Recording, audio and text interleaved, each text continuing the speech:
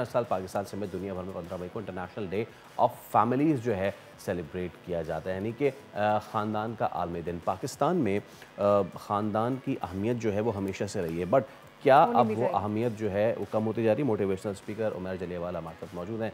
उमर भाई, good morning, अस्सलाम वालेकुम, thank you so much for your time. So Umar भाई, फैमिली दैट वाज या इज़ दैट बॉन्ड जो कि पाकिस्तान की सोसाइटी को जोड़ के रखता है। But currently do you feel the same कि अभी भी हमारा जो ख़ानदानी निज़ाम है it has the same moral values, लेकिन या फिर वो अब थोड़ी सी मुंतशिर हो रही हैं? देखिए, एवोल्यूशन तो आई है। ज़ाहिर है लोग बड़े मसरूफ़ हो गए हैं विद इन फैमिलीज़। जो न्यूक्लियर फैमिलीज़ थी उसमें भी लोग बड़े मसरूफ़ हो गए हैं, फ़ोन्स लेके बैठे होते हैं, अपनी-अपनी दुनियाएँ खुल गई हैं। लेकिन पाकिस्तान में अभी भी बहुत हद तक आपको एक कलेक्टिव सेंस पाया जाता है जो कि हमें बहुत स्ट्रेंथन करता है। आपने जो बात की कि हमारी तवज्जो गिरती जा रही है दुनिया भर में, तो देखें ना, शो में भी आखिरी 5 मिनट दिए जाते हैं फैमिलीज़ को। सो कहीं न कहीं श्योर हमारे पास बहुत सारी इन्फॉर्मेशन है आज के दौर में, लेकिन उसमें जो अहम है, जो हमारे साथ है, हर वक़्त है, हमें फाइनेंशियली एम्पावर करने के लिए सबसे ज़्यादा हमारी फैमिली हमारे साथ होती है। मुश्किल वक़्तों के अंदर हमें शनाख्त देने वाली, हमारे वो रिश्ते जो कि ज़िंदगी भर तक़वियत रखते हैं, तो बड़ा अहम एंकर है हमारी ज़िंदगी का फैमिली, और ये ना हो तो आप बड़े लॉस्ट हैं। हम इस मुल्क में ब्लेस्ड हैं, और थोड़ा-सा कंसर्न है कि कहीं न कहीं वो प्राइवेसी कम हो जाती है, आपको अपनी चीज़ें करने का मौका कम मिलता है, या फाइनेंशियल डिपेंडेंस होती है, लेकिन वो तो पैकेज का हिस्सा है।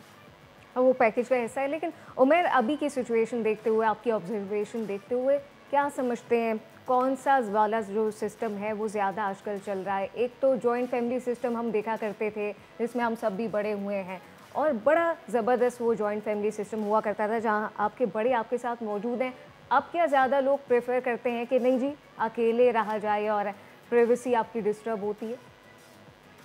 मेरा ख़्याल डिपेंड करता है कि आपकी कैसी है सेटिंग, आपकी शादी कैसी है। जहाँ पे होती शादी मर्ज़ियों की है, आप जानती हैं कि वो बाज़ मर्तबा फैमिलियों से इख्तिलाफ़ रखती है, और वहाँ बहुत अच्छा फ़ैसला होता है कि आप साथ ना रहें या पास रहें, लेकिन लड़ाई वाले बिल्कुल माहौल ना क्रिएट करें। लेकिन बहुत जगहों पे मैंने नौजवानों से अब ये सुना है कि क्योंकि जब बच्चे होते हैं और ज़िम्मेदारियाँ पड़ती हैं और इतनी महँगाई बढ़ गई, तो उन्हें एहसास होता है कि साथ रहने में कितनी बरकत है, कितनी सारी ज़िम्मेदारियाँ डिवाइड हो जाती हैं, कितनी सारी ऐसी चीज़ें हैं जहाँ पे बच्चों को देखने वाले मौजूद हैं, आपका ख़्याल रखने वाले हैं, आपको वक़्त चाहिए वो मुमकिन हो जाता है। तो एक शेयर्ड सेंस जो है वो आई थिंक कोरोना के बाद और मुश्किलात देखने के बाद मैंने नौजवानों से काफ़ी सुना है कि वो बरकतों का एहसास करते हैं। लेकिन कहीं न कहीं आप जानती हैं कि बहुत सारे नौजवान मूव किए हैं, अपने शहर छोड़े, मुल्क छोड़े, तो वो तो इनफ़रादी फ़ैमिलियाँ ही अब बसा हुँ, रहे हुँ। हैं। हम्म। अच्छा उबैर, जब हम ख़ानदान की बात करते हैं, at the end of the day it comes to marriage, but family is more than marriage, right? ख़ानदान का निज़ाम जो है वो सिर्फ हमारे यहाँ, हमारी जो मेमन कम्युनिटी है, चाहे वो बांटवा हो, चाहे कोई भी हो, वो ख़ानदान दर ख़ानदान अपना कारोबार लेके चल रहे होते हैं, और ऐसे दूसरी भी उसमें भी है। So it's not just limited to marriage कि जी हम पसंद की करें या उसकी नहीं करें।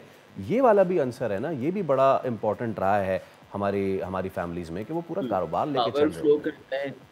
पावर फ्लो करता है, प्रोफ़ेशंस फ्लो करते हैं फैमिलीज़ में, वेल्थ फ्लो करती है, बिज़नेसेस फ्लो करते हैं, लेकिन उसूल भी फ्लो करते हैं, इक़दार भी फ्लो करते हैं। और सवाल पूछना चाहिए कि आपकी फैमिली का फ़ेवरेट ड्रामा कौन-सा है? और सिर्फ़ वो नहीं जो आप टीवी पे देखते हैं, बल्कि वो जो कि आप हर टेबल पे बैठ के बात करते हैं। क्या चीज़ें ऐसी हैं जो कि आपकी फैमिली की आपको फ़ख्र देती हैं? अच्छी चीज़ें भी देखें, लेकिन क्या चीज़ें ऐसी हैं जो कि चुभ रही हैं? अब आप जानते हैं कि जनरेशनल डिफरेंसेस हर फैमिली का हिस्सा होते हैं, और हर फैमिली को कुछ चीज़ों पे इवॉल्व करना होता है। और आखिरी बात मैं ये कहना चाहूँगा कि देखें, हमने हमेशा लुक डाउन किया। हमने कहा नौजवान अपना करें, खुद से बनाएँ और अपने पैरों पे खड़े हों। लेकिन मैंने बड़े होते हुए ये भी देखा कि कहीं न कहीं बड़ी सेंस भी है इस बात में कि बाप ऐसा कुछ बनाता है, घर ऐसा कुछ बनाता है, ख़ानदान जो कि जनरेशनली फ्लो करता है। इसमें फाइनेंशियल सिक्योरिटी होती है, इसमें बहुत जनरेशंस आगे प्रॉस्पर करती हैं, तो ज़रूर करना चाहिए। और मेमन्स ने, दिल्ली वालों ने,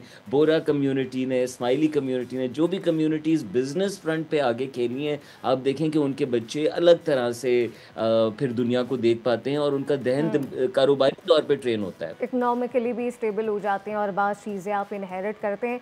अच्छा, उमर, एक चीज़ मगरिब से कम हमने अडॉप्ट नहीं की, और अल्लाह करे कभी भी ना करें, कि अपने माँ बाप को अलग कर दिया जाता है। मगरिब में ये एक नॉर्मल एक रिवाज है कि माँ बाप आपके ओल्ड एज होम में जाके रहते हैं या आप खुद अलग हो जाते हैं कि नहीं जी हमें प्राइवेसी चाहिए।